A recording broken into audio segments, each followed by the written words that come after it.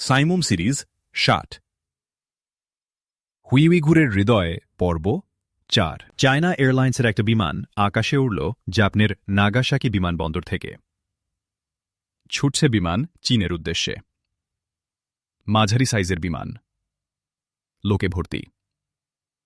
প্রথম শ্রেণীর পাশাপাশি ৩ সিটের ডান প্রান্তের সিটে বসেছে আহমদ মুসা। মাঝের সিটে ষাটোর্ধ্ব বয়সের একজন ভদ্রলোক। তার একটা চুলও কাঁচা নেই, কিন্তু তার দেহের গাঁথুনি দেখে মনে হয় লোকটি নিশ্চিতই একজন যুবক। বাম প্রান্তের সিটে বসা লোকটি স্টিল বডি রোবটের মতো, সবসময় সামনে দৃষ্টি, মুখ ভাবলেশহীন। লোকটি সিটে বসার পর মাঝের লোকটিকে বার কয়েক দেখেছে। একবার তাকিয়েছে আহমদ মুসার দিকেও। সিটে আসন নেয়ার পর দুজনের উপর একবার চোখ বুলিয়েছিল আহমদ মুসা। মাঝের লোকটিকে দেখে খুশি হয়েছিল সে। তার অন্তরটা কাঁচের মতো স্বচ্ছ, সেখানে লোভ, হিংসা ইত্যাদি লুকিয়ে রাখার কোনো জায়গা নেই। আর বাম প্রান্তের লোকটিকে দেখে চমকে উঠেছিল আহমদ মুসা। তার মুখ দেখে আহমদ মুসার মনে হল সে যেন কারো উপর ঝাঁপিয়ে পড়ার জন্যে মুখিয়ে আছে। মনে মনে হাসল আহমদ মুসা। আল্লাহ সব মানুষকে সৃষ্টি করেছেন একজন মানুষ হিসেবে। সেই মানুষের এখন কত রূপ! মাঝের লোকটি ব্যাগ থেকে একটা বই বের করে হাতে নিয়েছিল। হঠাৎ বইটি তার হাত থেকে পড়ে গেল আহমদ মুসার পায়ের কাছে। আহমদ মুসা বইটি তুলে ভদ্রলোকটির হাতে দিল। ইতিমধ্যে বইটির নাম পড়া হয়ে গেল আহমদ মুসার। চমৎকার নাম, পাস্ট ইজ রাবল। লোকটি বই হাতে নিয়ে ধন্যবাদ দিল আহমদ মুসাকে। ওয়েলকাম বলে আহমদ মুসা তাকে জিজ্ঞেস করল, স্যার, সুন্দর বইটা কি প্রত্নতত্ত্বের উপর? লোকটি তাকালো আহমদ মুসার দিকে, চোখে তার মুগ্ধ দৃষ্টি। বলল, বইটি প্রত্নতত্ত্বের উপর এই সন্দেহ আপনার হল কিভাবে? আহমদ মুসাও হাসল, বলল, নিছকই অনুমান স্যার। অতীতকে ধ্বংসস্তূপ বলা হয়েছে। আসলেই অতীত সময়টা দৃশ্যত মৃত, সেহেতু ধ্বংসভূমি। আর ধ্বংস শব্দকে বলা হয় প্রত্ন শব্দের একটা প্রতিরূপ। এজন্যই নাম দেখে মনে হয়েছে বইটি প্রত্নতত্ত্বের উপর। হাসিমাখা মুখে গভীর দৃষ্টিতে তাকাল লোকটি আহমদ মুসার দিকে। বলল, তিল থেকে আপনি তাল আবিষ্কার করেছেন। অসাধারণ আপনার দৃষ্টি, অসাধারণ ইকুয়েশন। জিজ্ঞেস করতে পারি আপনার প্রফেশন কি? মাঝে মাঝে দেশ বিদেশে ঘুরে বেড়ানো, বলল আহমদ মুসা। এটা কোনো প্রফেশন হল? বলল লোকটি। মনে করলেই হল স্যার। নন প্রফিটেবল কাজগুলোও তো কাজ। হ্যাঁ, নন প্রফিটেবল কাজগুলোও কাজ, এবং এটা প্রফেশনও হতে পারে। ধন্যবাদ তোমাকে, বলল লোকটি। সঙ্গে সঙ্গে লোকটি আবার বলে উঠল, আপনাকে তুমি বলে ফেললাম, সরি। ওয়েলকাম স্যার, আমাকে তুমিই বলবেন, খুশি হব। একটু থেমে সঙ্গে সঙ্গেই আবার বলল আহমদ মুসা, স্যার কি প্রত্নতত্ত্বের শিক্ষক? কেন? বলল লোকটি। ছোট সবাইকে তুমি বলা শিক্ষকদের অভ্যেস, আহমদ মুসা বলল। হ্যাঁ ইয়াংম্যান, আমি শিক্ষক প্রত্নতত্ত্বের, বলল লোকটি। আহমদ মুসা কিছু বলতে যাচ্ছিল, হঠাৎ প্লেনের কেবিন লাইট নিভে গেল। ভ্রু কুঞ্চিত হল আহমদ মুসার। আলো নিভে যাবার মিনিট খানেকের মাথায় ককপিটের দিক থেকে গুলির শব্দ হল। শিরদাঁড়া সোজা হল আহমদ মুসার। উৎকর্ণ হল সে। ৫ সেকেন্ডের মাথায় ককপিটের দিক থেকে একটা গম্ভীর কণ্ঠ ধ্বনিত হল, সবাই যে যার সিটে বসে থাকুন। সামান্য সন্দেহজনক আচরণ করলে গুলি করে মারা হবে, এমনকি প্রয়োজন হলে প্লেন ধ্বংস করে দেব। প্লেনে পিনপতন নীরবতা। ভয় আতঙ্কে সবাই চুপসে গেছে। আহমদ মুসা স্থির, শান্ত, সতর্ক। এরা কারা? কি উদ্দেশ্যে প্লেন হাইজ্যাক করছে? ওদের টার্গেট কি? কোনো দাবি, টাকা, না কোনো মানুষ? এসব নানা প্রশ্ন জট পাকাচ্ছে আহমদ মুসার মনে। আরও কয়েক সেকেন্ড পরে কেবিন লাইট আবার জ্বলে উঠল। আহমদ মুসা দেখল প্লেনের সিকিউরিটি, স্টুয়ার্ড, এয়ার হোস্টেস সবাইকে বেঁধে ফেলা হয়েছে। আলো জ্বলে ওঠার সঙ্গে সঙ্গেই একজন রিভলভারধারী আহমদ মুসার পাশে এসে প্রত্নতত্ত্ববিদ লোকটির দিকে রিভলভার তাক করে দাঁড়াল এবং প্রত্নতত্ত্ববিদের ওপাশের সেই স্টিল বডি লোকটিকে নির্দেশ দিল, লিউ, আমাদের স্বর্ণমৃগকে সংজ্ঞাহীন করে বেঁধে ফেলো এবং নিয়ে গিয়ে প্যাক করো। ওয়াটারপ্রুফ ব্যাগটা সেখানেই আছে। স্টিল বডি লোকটি উঠে দাঁড়িয়ে ফিরল প্রত্নতত্ত্ববিদ লোকটির দিকে। তার হাতে একটা রুমাল। কি ব্যাপার, তোমরা আমার উপর চড়াও হচ্ছ কেন? কে তোমরা, কি চাও? বলল প্রত্নতত্ত্ববিদ লোকটি। তার কণ্ঠে প্রবল শঙ্কা। তাদের দুজনের কেউ কোনো উত্তর দিল না। রুমাল ধরা হাত সামনে বাড়াল সেই স্টিল বডি লোকটি। রিভলভারধারীর উদ্যত রিভলভার।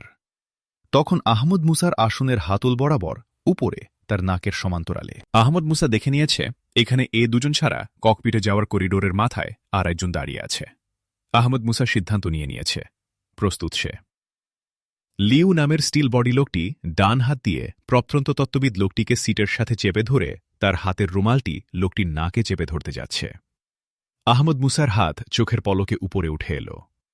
কেড়ে নিল তার পাশে দাঁড়ানো লোকটির রিভলভার এবং সঙ্গে সঙ্গেই 3টি গুলি করল 3 দিকে অবিশ্বাস্য ক্ষিপ্রতার সাথে। আহমদ মুসার পাশে দাঁড়ানো লোকটি স্টিল বডি সেই লোক এবং ককপিটের করিডোরে দাঁড়ানো লোকটি সহ 3 জনই লাশ হয়ে পড়ে গেছে। গুলি করেই আহমদ মুসা ককপিটের দিকে ছুটল। এক ঝটকায় খুলে ফেলল ককপিটের দরজা। দেখল একজন রিভলভার বাগিয়ে দরজার দিকে আসছে। তার বাঁ হাতে বলের মতো গোলাকার কিছু। ওটা একটা মারাত্মক বোমা, বুঝল আহমদ মুসা। লোকটি আহমদ মুসাকে এভাবে সামনে দেখে মুহূর্তের জন্যে হকচকিয়ে গিয়েছিল। লোকটির উপর চোখ পড়ার পর আহমদ মুসা কিন্তু মুহূর্তেও দেরি করল না। গুলি করল তার কপাল বরাবর। দেহটি তার একবার টলে উঠে আছড়ে পড়ল ককপিটের দরজায়। আহমদ মুসা এবার চোখ ফিরাল ককপিটে। দেখল সহকারী পাইলটের লাশ পড়ে আছে সিটের নিচেই। পাইলটের বিস্ফারিত চোখ আহমদ মুসার দিকে। ওদের বোধহয় 4 জন লোক ছিল, 4 জনই মারা গেছে। প্লেন এখন নিরাপদ। পাইলটকে উদ্দেশ্য করে বলল আহমদ মুসা। বিস্ময় জড়িত সৌজন্যে মুখ ভরে গেল পাইলটের। বলল, ধন্যবাদ স্যার, অনেক ধন্যবাদ। ওয়েলকাম বলে আহমদ দ্রুত কেবিন থেকে বেরিয়ে এল। আহমদ মুসাকে অক্ষত অবস্থায় বেরিয়ে আসতে দেখে প্লেনের যাত্রী সবার মুখ উজ্জ্বল হয়ে উঠল।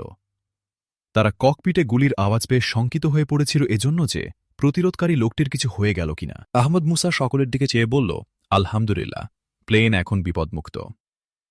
যাত্রীরা উল্লাস ধ্বনি করে উঠল। প্রথম শ্রেণীর আসন থেকে একটি মেয়ে ছুটে এসে প্লেনের বিমানবালা ও ক্রুদের বাঁধন খুলে দিতে লাগল। একহারা মেয়েটি, চীনা মেয়ে। তবে হলুদ, সোনালি ও সাদার অপরূপ এক মিশ্রণ মেয়েটার গায়ের রঙে। দক্ষ হাতে মেয়েটি দ্রুত ও সহজেই সবার বাঁধন খুলে দিল। বাঁধনমুক্ত হয়েই বিমানের ক্রু ও বিমানবালারা কৃতজ্ঞতা জানাল আহমদ মুসাকে। মেয়েটা একটু দূরে দাঁড়িয়ে দেখছিল আহমদ মুসাকে। সবার শেষে সে এল।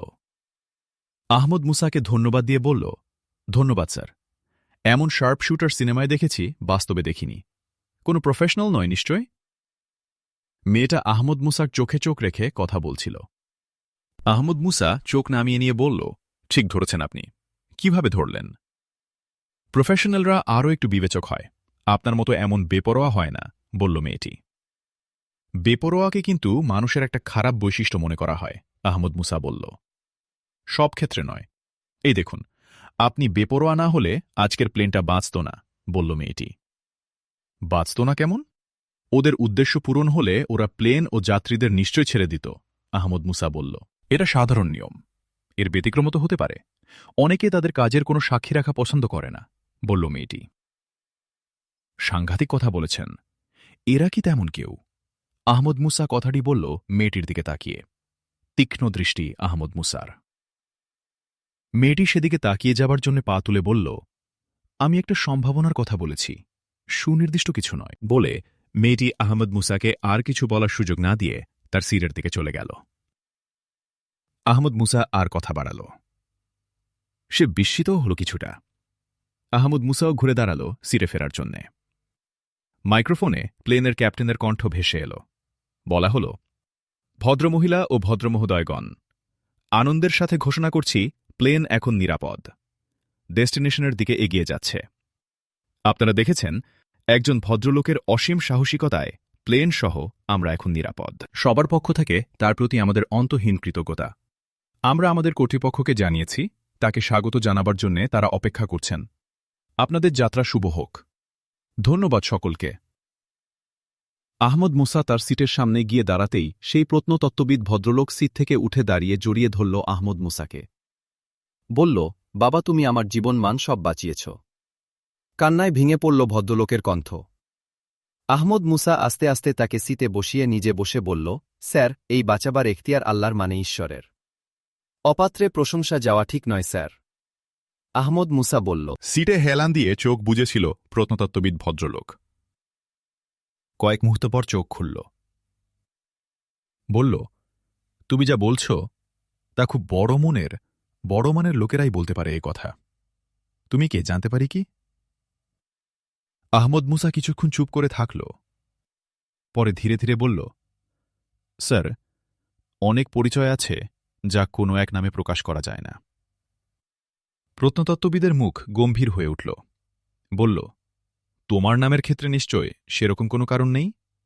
বলল প্রত্নতত্ত্ববিদ ভদ্রলোক। স্যার, আমি আহমদ। আহমদ মুসা বলল।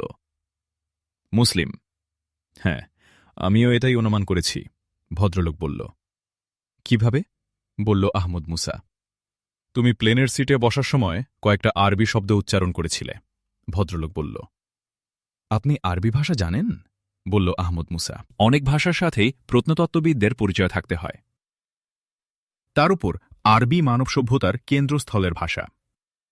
আরবি ভাষার সাথে পরিচয় থাকা আমাকে প্রোহেবিটেড সিটি, মানে নিষিদ্ধ নগরীর দ্বিতীয় খনন কর্মসূচিতে এর রহস্য অনুসন্ধানে আমাকে অভাবনীয় সাহায্য করেছে, প্রত্নতত্ত্ববিদ ভদ্রলোক বলল। প্রোহিবিটেড সিটির রহস্য অনুসন্ধানে আপনি কিভাবে আরবির সম্পর্ক পেলেন? বলল আহমদ মুসা। কুবলাই খানের নাম শুনেছ? ভদ্রলোক বলল। হ্যাঁ, কুবলাই খানের নাম শুধু নয়, তার সম্পর্কে অনেক কিছুই জানি। এ কথাও জানি যে নিষিদ্ধ নগরী ম্রাত কুবলাই খানের প্রাসাদ ও রাজধানীর উপর গড়ে উঠেছে। কিন্তু সে সেখানকার রহস্যের সাথে আরবির সম্পর্ক কি? রহস্যই বা কি? বলেই আহমদ মুসা হঠাৎ মূল্যবান কিছু খুঁজে পাওয়ার মতো বিস্ময় দৃষ্টিতে প্রত্নতত্ত্ববিদ ভদ্রলোকের দিকে তাকিয়ে বলল, আপনি তাহলে ফরবিডেন সিটির খনন কাজে ছিলেন? প্লিজ স্যার, আপনার নাম কি বলবেন? হ্যাঁ, আমি ডাক্তার ডোমিঙ্গো, প্রত্নতত্ত্ববিদ ভদ্রলোক বলল। ডাক্তার ডোমিঙ্গো মানে ডাক্তার ডা, যিনি নিষিদ্ধ নগরীর খনন কাজের প্রধান এবং প্রত্নতত্ত্বের কিংবদন্তি? বলল আহমদ মুসা, তার কণ্ঠে বিস্ময়। তুমি খুব বুদ্ধিমান ছেলে। কারো নামের সাথে এমন সস্তা বিশেষণ তোমার মুখে মানায় না, ডাক্তার ডোমিঙ্গো বলল।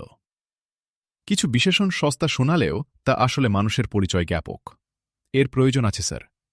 যাক, আমি নিজেকে ভাগ্যবান মনে করছি স্যার আপনার সাক্ষাৎ পেয়ে। আপনার কথা অনেক শুনেছি। আমার একটা প্রশ্ন স্যার, আপনার মতো লোকের শত্রু থাকার কথা নয়, কিন্তু কারাই শত্রু যারা আপনাকে কিডন্যাপ করতে চেয়েছিল? বলল আহমদ মুসা। এই প্রশ্ন আমারও আহমদ। কারা ওরা? কেন ওরা আমাকে টার্গেট করেছে? ডাক্তার ডোমিঙ্গো বলল। সঙ্গে সঙ্গে আহমদ মুসা কোনো উত্তর দিল না। ভাবনার চিহ্ন আহমদ মুসার চোখে মুখে। কি ভাবছ আহমদ? ডাক্তার ডোমিঙ্গো বলল। স্যার, এ ধরনের সন্দেহজনক কোনো ঘটনা কি এর আগে কখনো ঘটেছে? বলল আহমদ মুসা। সেরকম কোনো ঘটনার কথা মনে পড়ে না, তবে আমার সম্পর্কে খোঁজ খবর নেয়া, আমার সাথে সাক্ষাৎ ইত্যাদি আগের চেয়ে অনেক বেড়েছে, ডাক্তার ডোমিঙ্গো বলল। এই বাড়াটা কখন থেকে স্যার? বলল আহমদ মুসা। ডাক্তার ডোমিঙ্গো একটু চিন্তা করে বলল, বছরখানেক থেকে মনে হয় এই পরিবর্তন ঘটেছে। তার মানে নিষিদ্ধ নগরীর দ্বিতীয় খননের ঘটনার পর থেকে? বলল আহমদ মুসা, স্বগত কণ্ঠ তার। হ্যাঁ আহমদ, সময়ের হিসাবে তাই হয়, ডাক্তার ডোমিঙ্গো বলল। কিন্তু বলুন তো, নিষিদ্ধ নগরীর দ্বিতীয় খননের পর আপনি মূল্যবান হয়ে উঠলেন কেন? বলল আহমদ মুসা। বিষয়টাকে এভাবে কখনো আমি ভাবিনি, ডক্টর ডোমিঙ্গো বলল। স্যার, আবার একটু ভাবুন তো, গত 1 বছর সন্দেহজনক কিছু ঘটেছে কিনা, কিংবা কোনো কিছুকে আপনার সন্দেহজনক মনে হয়েছে কিনা? বলল আহমদ মুসা। ডাক্তার ডোমিঙ্গো গভীর দৃষ্টিতে তাকালো আহমদ মুসার দিকে, ভাবনা তার চোখে মুখে। বলল, তুমি সন্দেহজনক কিছু খুঁজছ কেন? খুঁজছি কারণ আজ আপনাকে প্লেন হাইজ্যাক করে কিডন্যাপ করার চেষ্টা করা হয়েছিল। এটা শুধু খুব বড় ঘটনা নয়, চূড়ান্ত ধরনের ঘটনা একটা। এমন বড় ঘটনার আগে আরও ঘটনা ঘটাই স্বাভাবিক, বলল আহমদ মুসা। ভ্রু কুঞ্চিত হয়ে উঠেছে ডাক্তার ডার। কথা বলল না সঙ্গে সঙ্গে, ভাবছে সে। বলল, ধন্যবাদ আহমদ, ঠিকই বলেছ, বলে আবার চুপ করল ডাক্তারটা। আবার তার চোখে মুখে সেই ভাবনা। মুখটা তার নিচু হয়ে পড়েছিল। হঠাৎ মুখ তুলল। তার চোখে মুখে উজ্জ্বল দৃষ্টি। তার যেন ভালো কিছু মনে পড়ে গেছে। বলল সে, একটা ঘটনার কথা মনে পড়ছে। গত জুনে ওডাং পাহাড়ের উদাং মাউন্টেন্সের ইউঝেন প্যালেসের বার্ষিক তাও অনুষ্ঠানের এক আলোচনায় দাওয়াত পেয়েছিলাম। খুশি হয়ে দারুণ আগ্রহ নিয়ে আলোচনায় যোগ দিয়েছিলাম। আলোচনার এক পর্যায়ে একজন সন্ন্যাসী আমার পাশ দিয়ে যাবার সময় আমাকে একটা চিরকুট দেন। তাতে লেখা ছিল, আমি আপনাকে চিনি, আপনি প্লিজ আমাকে ফলো করুন, আমি আপনার এক শুভাকাঙ্ক্ষী। চিরকুট পড়ার সঙ্গে সঙ্গেই আমার মন বলল তার কথা আমার শোনা উচিত।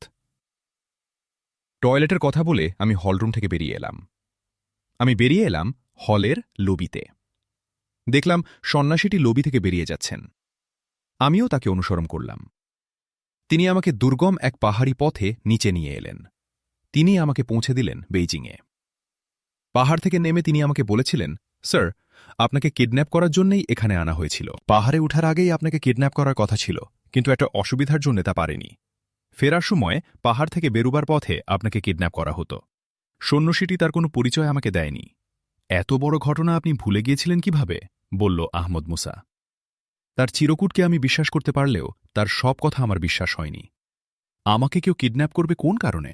ডাক্তার ডোমিঙ্গো বলল। যারা দাওয়াত দিয়েছিল তারা জিজ্ঞেস করেনি আপনাকে কেন আপনি চলে এসেছিলেন, বলল আহমদ মুসা। আমি টেলিফোন করেছিলাম বাড়ি ফেরার পরপরই। বলেছিলাম, হঠাৎ খুব অসুস্থ বোধ করায় আমি চলে আসি। বলে আসতে না পারায় দুঃখ প্রকাশ করেছিলাম, ডক্টর ডোমিঙ্গো বলল। এ ধরনের আর কোনো ঘটনার কথা আপনার মনে পড়ে ডাক্তারডা? বলল আহমদ মুসা। আরেকটা ছোট ঘটনা আছে। আমি বেইজিংয়ের পাশেই একটা প্রোগ্রামে যাচ্ছিলাম। পাহাড়ের টানেল এলাকা পার হবার সময় হঠাৎ আমার গাড়ি বিকল হয়ে যায়। কি হয়েছে দেখার জন্যে ড্রাইভার নেমে যায়। সে নেমে যাবার সাথে সাথেই দুটি গাড়ি এসে আমার গাড়ির দুপাশে দাঁড়িয়ে যায়। দুপাশের গাড়ি থেকে দুজন হন্তদন্ত হয়ে নেমে আসে। দুদিক থেকে তারা ছুটে আসে আমার গাড়ির দিকে। এই সময় পুলিশের একটা পেট্রোল টিমের গাড়ি এসে দাঁড়ায় আমার গাড়ির পেছনে। সঙ্গে সঙ্গে ছুটে আসা লোক দুটি দ্রুত ফিরে গিয়ে গাড়িতে উঠে এবং গাড়ি দুটি দ্রুত চলে যায়। পরে পুলিশ জানায় আমার গাড়ি ফুয়েল টিউবে অত্যাধুনিক টাইমার সেট করা হয়েছিল, যাতে নির্দিষ্ট দূরত্ব অতিক্রম করার পর জ্বালানি সাপ্লাই বন্ধ হওয়ায় গাড়ি থেমে যায়। তারা আরও জানায় ওদের মতলব ছিল আমাকে কিডন্যাপ করা। ডাক্তার ডোমিঙ্গো বলল, আপনি এই ঘটনাকে ছোট বলছেন কিভাবে? বলল আহমদ মুসা। পুলিশ তাদের আশঙ্কার কথা বলেছে, আমি শুনেছি, কিন্তু আমার কাছে তা গুরুত্বপূর্ণ মনে হয়নি। আমার কোনো শত্রু আছে বলে মনে করি না, তাই বিষয়টা আমার মনে থাকেনি, ডাক্তার ডোমিঙ্গো বলল। আহমদ মুসা একটু হাসল। বলল, একজন আত্মভোলা গবেষকের কাছে এছাড়া আর কি বা আশা করা যায়? ডাক্তার ডোমিঙ্গোর চেহারায় গাম্ভীর্য নেমে এল। বেদনার বিষাদ ছড়িয়ে পড়ল তার চোখে মুখে।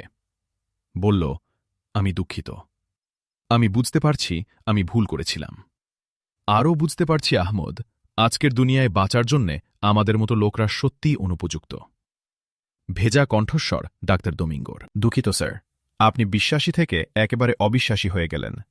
নির্বিচারে সবাইকে বিশ্বাস করা, আপনার আগের সেই বিশ্বাস যেমন ঠিক ছিল না, তেমনি আজকের দুনিয়ার জন্যে আপনি অনুপযুক্ত, এটাও ঠিক নয়। আপনি যা সেটা হল প্রত্নজগতের পরিমণ্ডলে নিজেকে আপনি হারিয়ে ফেলেছেন। অন্য কোনো চিন্তা বিবেচনা আপনার কাছে গুরুত্ব পায় না, বলল আহমদ মুসা। হতে পারে, তবে এটা কোনো কোনো ক্ষেত্রে অস্বাভাবিক নয়, মানব প্রবণতার বাইরে নয়, ডাক্তার ডোমিঙ্গো বলল। একটু থামল ডাক্তার ডোমিঙ্গো। বলল পরক্ষণেই, কিন্তু আহমদ, আমি বুঝতে পারছি না, আমার বিরুদ্ধে ওদের এই শত্রুতা কেন? আমি বিত্তশালী কেউ নই, কোনো প্রকার ক্ষমতার প্রতিদ্বন্দ্বী আমি নই, আমি কখনো কারো কোনো ক্ষতি করিনি। তাহলে কেন? কোন কারণে আমি তাদের কিডন্যাপের মতো ঘটনার টার্গেট হলাম? স্যার, আপনি আপনার শত্রু না থাকার পক্ষে ৩টি যুক্তি দিয়েছেন। আমি মনে করি আর একটা দিক বাদ পড়ে গেছে। সে কারণেও আপনার শত্রু সৃষ্টি হতে পারে, বলল আহমদ মুসা। সে দিকটা কি? ডাক্তারটা বলল, তার চোখে মুখে কৌতূহল। আপনার কাছে কিছু পাওয়ার স্বার্থও তো কারো থাকতে পারে, বলল আহমদ মুসা। আমার কাছে পাওয়ার স্বার্থ? আমার কাছে পাওয়ার এমন কি আছে? ডাক্তারটা বলল, আমি জানি না স্যার। আপনাকে আপনার নিজের দিকে তাকাতে হবে, বলল আহমদ মুসা। ভ্রু কুঞ্চিত হল ডাক্তার ডার। হঠাৎ ডাক্তার ডার স্বপ্লেকিতের মতো সোজা হয়ে বসল। বলল, হ্যাঁ আহমদ, আমাকে যেমন ওরা কিডন্যাপ করার চেষ্টা করছে, সেরকমভাবে আমার অফিসে আমার পার্সোনাল ফাইল থেকে একটা ফাইল ওরা চুরি করেছে। কি ফাইল? ফাইলে কি ছিল? বলল আহমদ মুসা। নিষিদ্ধ নগরী খননের ওপর কিছু জরুরি নোট। এগুলোর ভিত্তিতেই খনন সংক্রান্ত রিপোর্ট মন্ত্রণালয়ে ও প্রত্নতত্ত্ব আর্কাইভে পাঠিয়েছিলাম, ডাক্তার ডোমিঙ্গো বলল। ভাবছিল আহমদ মুসা। তার মুখ উজ্জ্বল হয়ে উঠল। বলল, নিষিদ্ধ নগরী আসলে রহস্যের নগরী।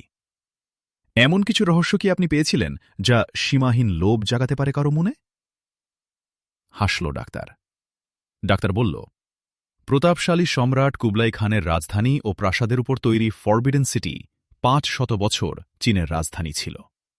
28 জন সম্রাট এখানে রাজত্ব করেছেন।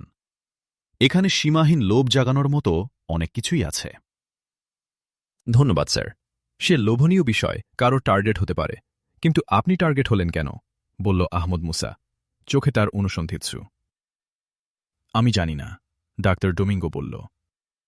স্যার, আমি পড়েছি নিষিদ্ধ নগরীর রহস্য ও গোপন সবকিছু নানা রকমের ধাঁধায় বাঁধা। আপনি নিশ্চয় এ ব্যাপারে অনেক ভালো জানেন, বলল আহমদ মুসা। অনেক ভালো জানি তা ঠিক নয়, তবে কিছু জানি। ওখানকার ধাঁধাগুলো এতটাই জটিল ও প্রাকৃতিক যে ওগুলোকে ধাঁধাই বলে মনে হয় না। সবচেয়ে বিস্ময়ের ব্যাপার হল, কুবলাই খানের রাজপ্রাসাদ ও রাজধানীর ডিজাইনার ছিলেন ইকদার ওরফে ইখতিয়ার আল-দিন।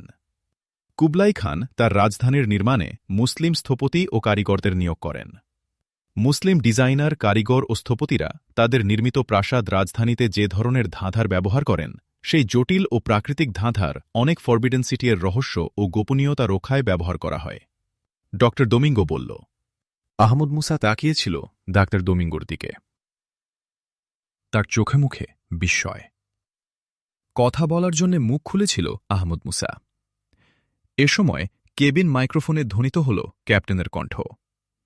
লেডিজ অ্যান্ড জেন্টলম্যান, আমাদের বিমান চীনের শানদং প্রদেশের উপকূলীয় বিমানবন্দর কিংদাওয়ে অল্পক্ষণের মধ্যে ল্যান্ড করছে। সম্মানিত যাত্রীদের প্রতি অনুরোধ, চীনের প্রত্নতত্ত্ব বিজ্ঞানী, চীনের মহান নাগরিক ড ডোমিঙ্গো এবং আমাদের এই বিমান যে অসম সাহসী ও বিস্ময়কর ব্যক্তির তৎপরতায় রক্ষা পেয়েছে, সেই মহান ব্যক্তিত্ব মিস্টার আহমদ আগে নেমে যাবার পর আপনারা দয়া করে নামবেন। ঘোষণাটি শুনেই আহমদ মুসা তাকালো ডাক্তার ডার দিকে। বলল, স্যার, এদের আপনি বলুন আমাকে নিয়ে কোনো ধরনের প্রচার না করার জন্য। আমি এসব পছন্দ করি না, আর বিমানবন্দরে অপেক্ষা করার মতো সময়ও আমার নেই। একজন এয়ার হোস্টেস পাশ দিয়ে যাচ্ছিল। সে আহমদ মুসার কথা শুনে থমকে দাঁড়াল। আহমদ মুসার দিকে তাকিয়ে হেসে বলল, এক্সকিউজ মি স্যার, প্রচার ইতিমধ্যে হয়ে গেছে। শানডং প্রদেশ সহ চীনের প্রধান টিভি চ্যানেলে আপনার ফটো এবং গোটা কাহিনী ইতিমধ্যে প্রচার হয়ে গেছে। বিষণ্ণতা নেমে এলো আহমদ মুসার চোখে মুখে, তবুও মুখে কিছু বলল না। আহমদ, তুমি অবাক লোক। সবাই প্রচার চায়, আর তুমি প্রচার হয়েছে জেনে মন খারাপ করলে, বলল ড ডোমিঙ্গো।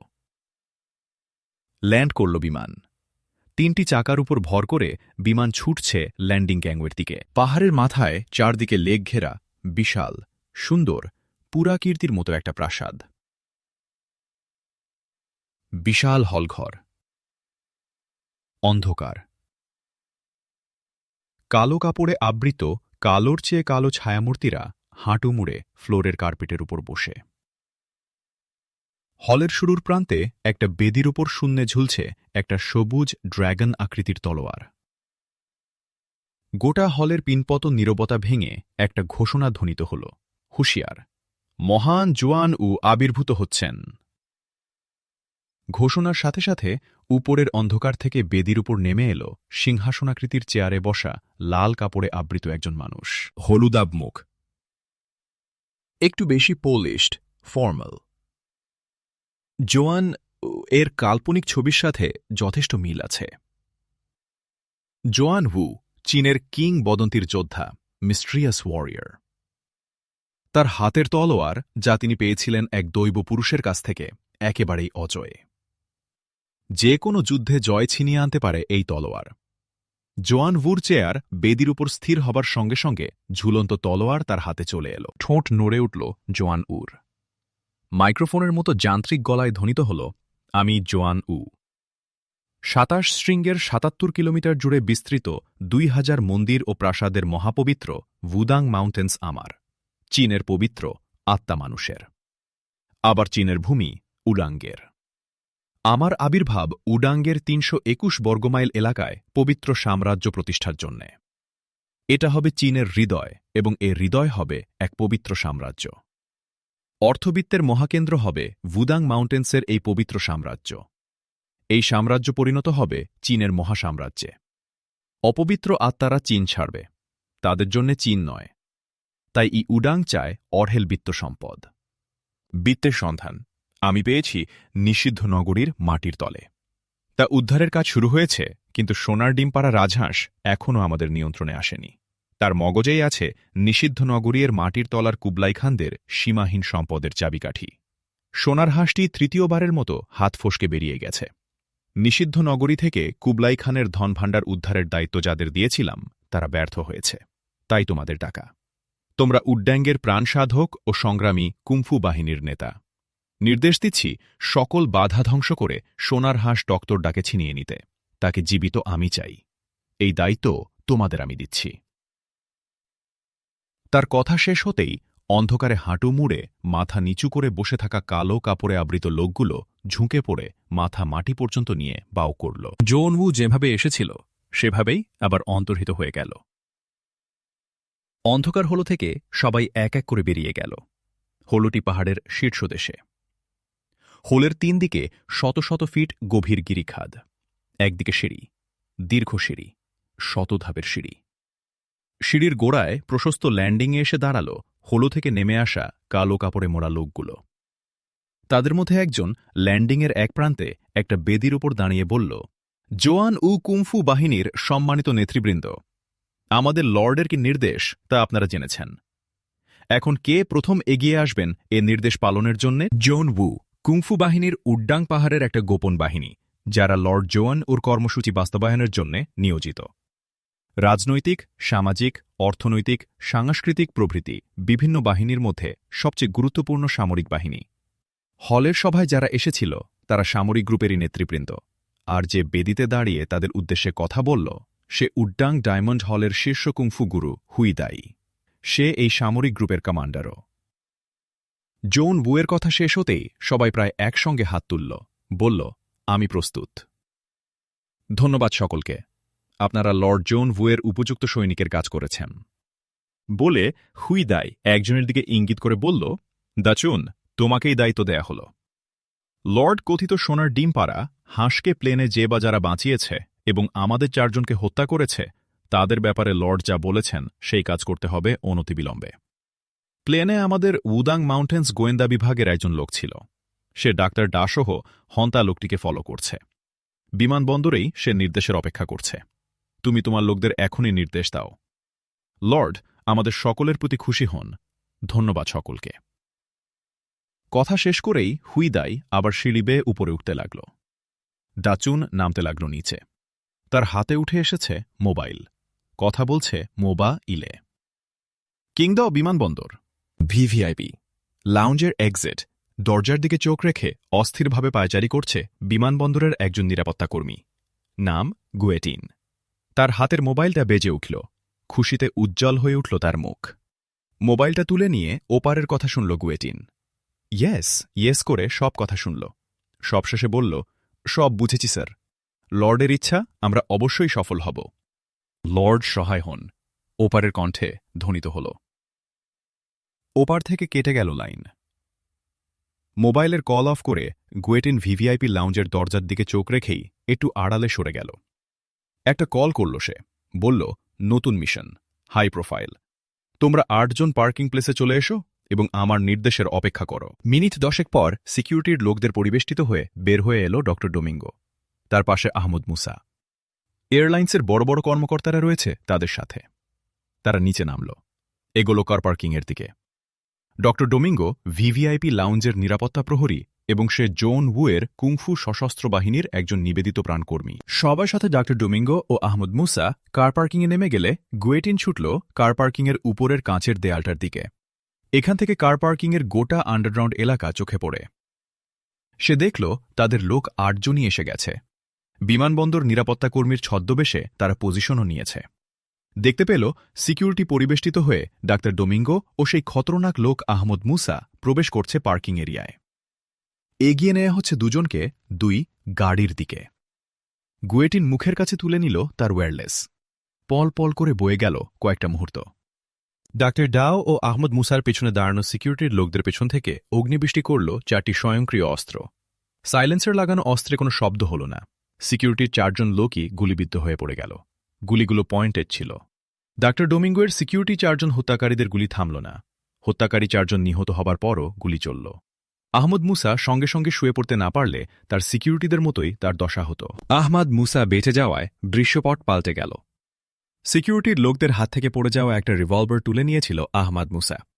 শুয়ে পড়া আহমদ মুসাকে ওরা টার্গেট করার আগেই আহমদ মুসার রিভলভার অবিশ্বাস্য দ্রুততায় ৪টি গুলি করেছে। অব্যর্থ লক্ষ্য। ৪ জনই মাথায় গুলিবিদ্ধ হয়ে নিঃশব্দে ঢলে পড়েছে মৃত্যুর কোলে। স্বভাবসুলভ সতর্কতায় আহমদ মুসা গুলি করেই পেছনে তাকিয়েছিল। দেখল ৪টি রিভলভার তাকে লক্ষ্য করে উঠে এসেছে।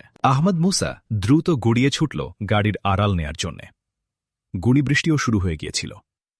আহমদ মুসার দেহটা আগের জায়গায় থাকলে ৪টি গুলির অসহায় শিকার হতো। আহমদ মুসা গাড়ির আড়াল পাওয়ার পর দ্রুত ক্রোল করে গাড়ির পেছনে চলে গেল। ওদের অব্যাহতভাবে হতে থাকা গুলি হঠাৎ থেমে গেল। আহমদ মুসার নতুন লোকেশন ওরা নির্দিষ্ট করার চেষ্টা করছিল। আহমদ মুসা দ্রুত গড়িয়ে আবার স্থান পরিবর্তন করে পাশের গাড়ির আড়ালে চলে গেল। ওদিকে গুয়েটিন তাদের ৪ জন লোককে নিহত হতে দেখে এবং অবশিষ্ট ৪ জন ও আহমদ মুসা নামের লোকটি সাপ নেউলে খেলায় ব্যস্ত হতে দেখে দ্রুত নিচে নেমে কার পার্কিংয়ে চলে এল। ডাক্তার ডোমিঙ্গো বিমূঢ়ভাবে তার নির্দিষ্ট গাড়ির পাশে দাঁড়িয়েছিল। গুয়েটিন বিড়ালের মতো নিঃশব্দে ছুটে এসে বিমূঢ় ডাক্তার ডোমিঙ্গোকে বলল, স্যার, আপনি নিরাপদ নন, তাড়াতাড়ি আসুন, এবং সেই সাথে তাকে টেনে নিয়ে পাশের একটা গাড়িতে তুলল। পাশের সিটে তাকে বসিয়ে গাড়ি স্টার্ট দিল গুয়েটিন। গাড়ি স্টার্ট নেবার শব্দে আহমদ মুসা চমকে উঠে চোখ ফেরাল। দেখল একটা গাড়ি চলতে শুরু করেছে। যে গাড়ির পাশে ডক্টর ডোমিঙ্গো দাঁড়িয়েছিল সেখানে তাকে দেখতে পেল না। চলন্ত গাড়ির দিকে তাকাল, কিছুই দেখতে পেল না। গাড়িতে শেডওয়ালা কাচ। গাড়ির নাম্বার প্লেটের উপর নজর পড়ল। গাড়ি সরকারি নয়। তাহলে ডাক্তার ডোমিঙ্গো কি হাইজ্যাক হলেন? উঠে দাঁড়াল আহমদ মুসা।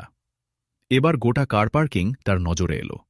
দেখল ও প্রান্তে দাঁড়িয়ে যারা তাকে গুলি করছিল তারা গাড়ির পেছনে ছুটে বেরিয়ে গেল।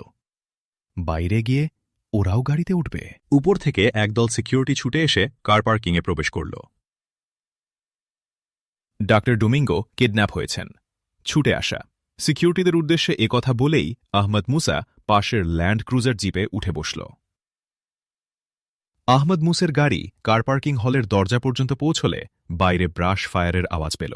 হাসল আহমদ মুসা। নষ্ট হল গুলিগুলো। নিশ্চয়ই হাইজ্যাকার গাড়ি এতক্ষণে গুলির রেঞ্জের বাইরে চলে গেছে। এদের গুলি করতে দেরি হল কেন? নিশ্চয়ই বুঝতে ওদের দেরি হয়েছিল। কেন? আহমদ মুসার গাড়ি কার পার্কিং থেকে বেরিয়ে এসেছে।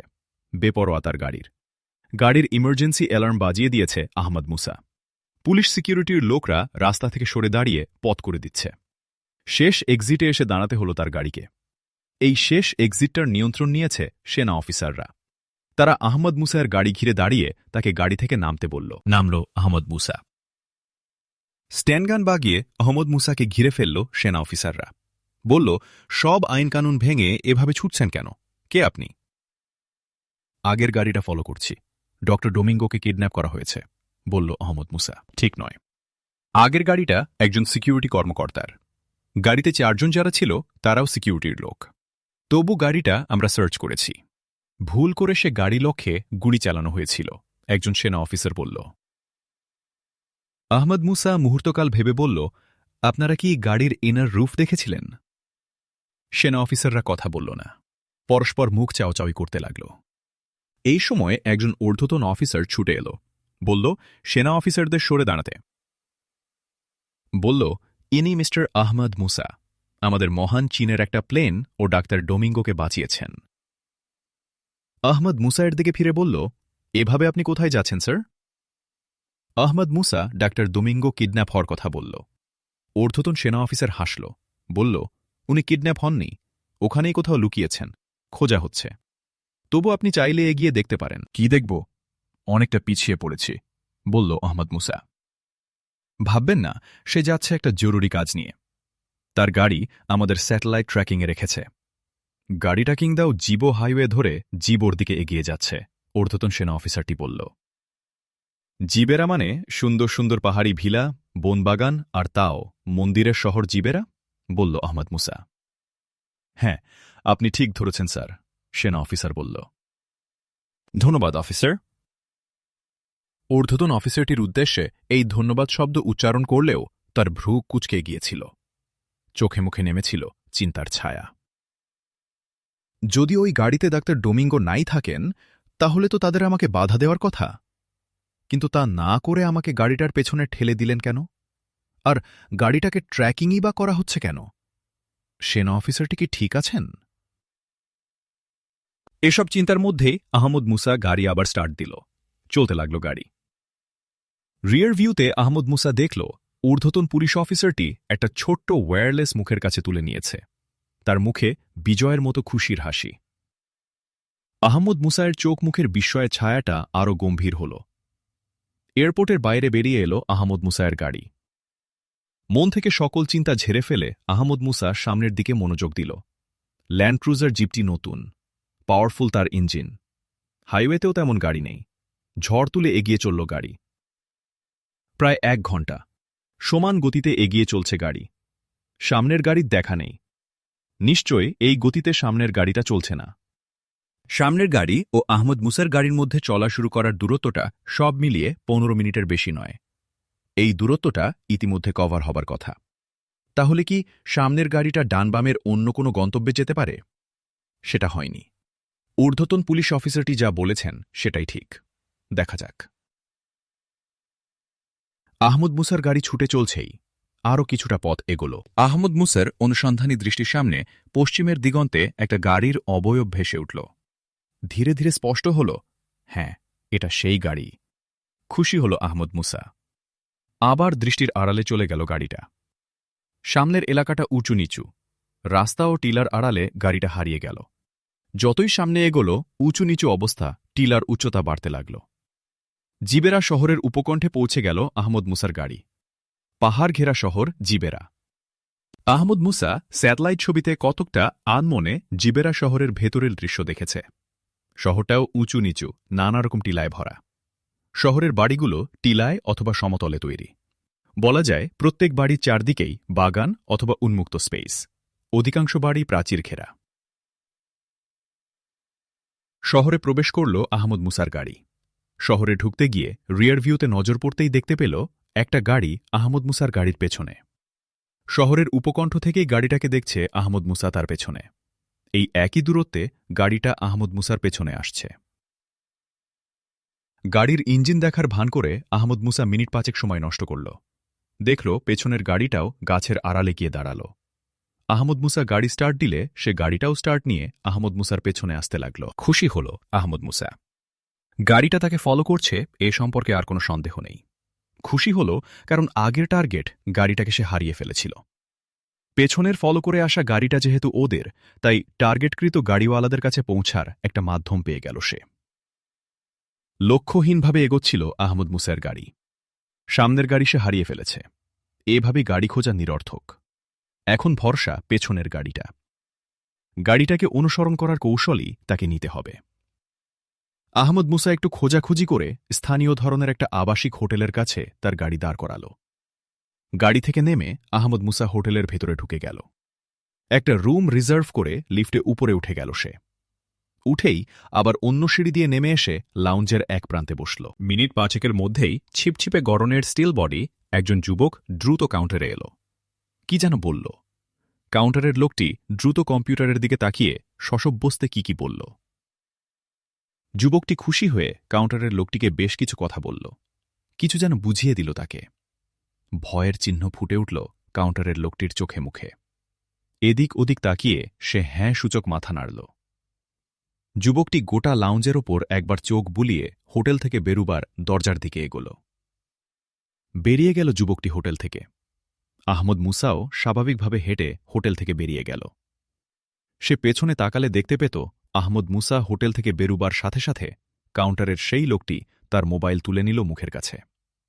তার চোখে মুখে শশব্যস্ত ও ভীতির চিহ্ন। আহমদ মুসা বেরিয়ে আসা যুবকটিকে গাড়িতে উঠতে দেখল। বিস্মিত হল আহমদ মুসা। এতক্ষণ তো তার গাড়ি চলতে শুরু করার কথা, দেরি করল কেন? মনের এক কোণে সন্দেহের একটা মেঘ মাথা তুলল। সেই যুবকটির গাড়ি তখন চলা শুরু করেছে। আহমদ মুসার গাড়িও চলতে শুরু করল। একই গতিতে চলছিল যুবকটির গাড়ি, বলা যায় অলস গতি, যেন হাওয়া খেতে বেরিয়েছে। বিস্মিত হল আহমদ মুসা।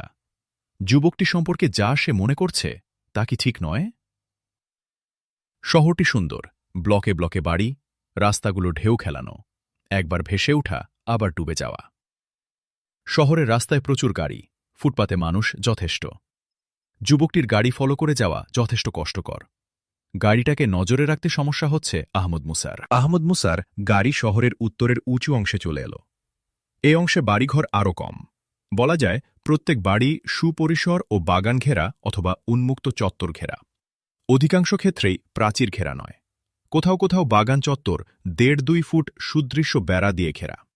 এখানে সেখানে প্রাকৃতিক বনও আছে। বনের মধ্যে রয়েছে বাড়িঘর। এরকম একটা বনের মধ্য দিয়ে চলছিল আহমদ মুসার গাড়ি সেই যুবকটির গাড়িটাকে অনুসরণ করে। তার বাম পাশে একটা ২তলা বাড়ি আর ডান পাশে একটা ৩তলা বাড়ি। দুপাশের উপর নজর বুলাতে গিয়ে তার গাড়িটা একটু স্লো হয়ে পড়েছিল। সামনে তাকালো আহমদ মুসা। বিস্মিত হল সে। সামনের গাড়িটা দেখা যাচ্ছে না। দ্রুত সামনে এগোলো, কিন্তু সামনে কেউ নেই। সামনে বহু দূর দেখা যায়, কিন্তু গাড়িটা নেই। ভালো করে চারদিকটা দেখতে গিয়ে ছোট বড় কয়েকটি এন্ট্রান্স দেখতে পেল। তাহলে সে কি ঢুকে গেছে কোনো একটা বাড়িতে? গাড়ি ব্যাক করছিল আহমদ মুসা। ২তলা সেই বাড়িটার সামনে তার টার্গেট সেই গাড়িটাকে দেখতে পেল। খুশি হল আহমদ মুসা। ভাবল, তাহলে ওই যুবকটি এ বাড়িতেই প্রবেশ করেছে, আর এ বাড়িতেই নিশ্চয়ই ডাক্তার ডাকে পাওয়া যাবে। বাড়িটার দিকে আবার ফিরে তাকালো আহমদ মুসা। বাড়িটা ২তলা, কিন্তু অনেকটাই দুর্গের মতো। বাড়িটার সামনে সহ ৩ দিকে বাগান বন থাকলেও পেছনটা উন্মুক্ত চত্বর। চত্বরটার পর গাছগাছড়ায় ঘেরা টিলার উপর একটা প্রাসাদের মতো বাড়ি।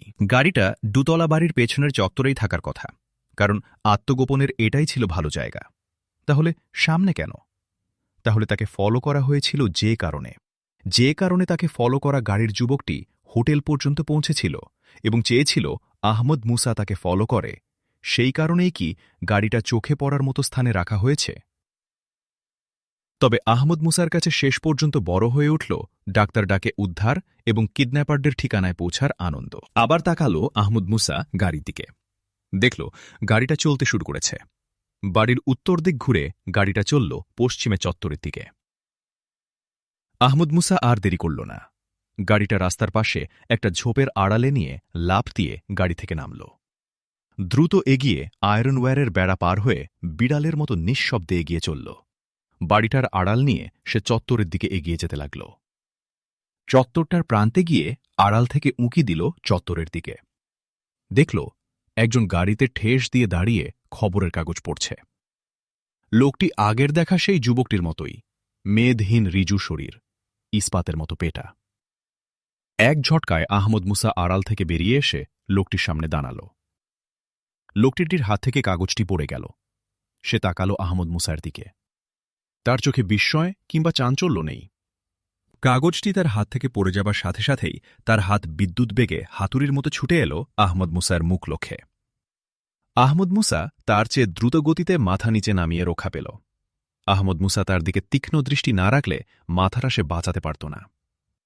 বেঁচে গিয়েই আহমদ মুসা মাথা তুলল। সেই সাথে তার খোলা ডান হাত কুড়োলের মতো ছুটে গিয়ে লোকটির মাথার বাম পাশটায় আঘাত করল, তার বাম কানের ঠিক নিচে। লোকটি প্রথম আঘাত ব্যর্থ হবার পর হাত টেনে নিয়েছিল দ্রুত দ্বিতীয় আঘাত করার জন্যে, কিন্তু সেই সুযোগ সে পেল না। তার হিসাবের বাইরে অবিশ্বাস্য ঘটনা ঘটে গেল। মুহূর্তেই লোকটির দেহ একবার টলে উঠেই খসে পড়ল মাটিতে। আহমদ মুসা লোকটির দিকে একবার তাকিয়ে ঘুরে দাঁড়াল বাড়িতে প্রবেশের জন্যে। ঘুরে দাঁড়িয়েই দেখতে পেল কয়েকজন লোক ছুটে এসে তাকে ঘিরে ফেলেছে। সংখ্যায় ওরা 5 জন। 5 জন একই রকমের, একই ধরনের শরীরের গঠন তাদের। আহমদ মুসা বুঝল চীনের বিখ্যাত সব মার্শাল আর্টের কোনো একটার এরা সদস্য। আহমদ মুসা সতর্ক হল, বুঝল অতীতের চেয়ে মোকাবিলার এক নতুন জগতে সে আজ।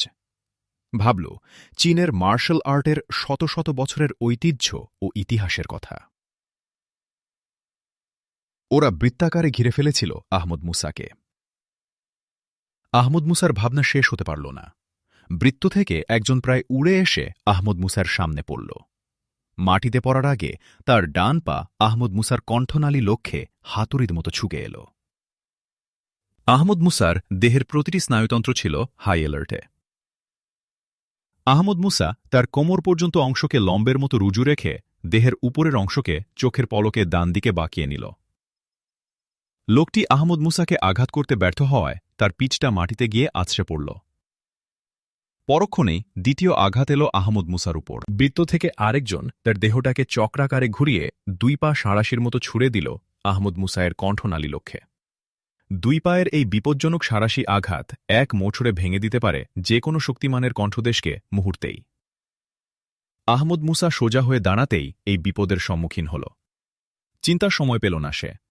স্বয়ংক্রিয় এক নির্দেশে মনে হল মটকানোর হাত থেকে ঘাড় বাঁচাতে হবে। বাঁচাবার জন্যেই আহমদ মুসা আবার কোমর পর্যন্ত দেহের নিচের অংশটা স্থির রেখে মাটির সমান্তরালে দেহটা রুকুর মতো বাঁকিয়ে নিল।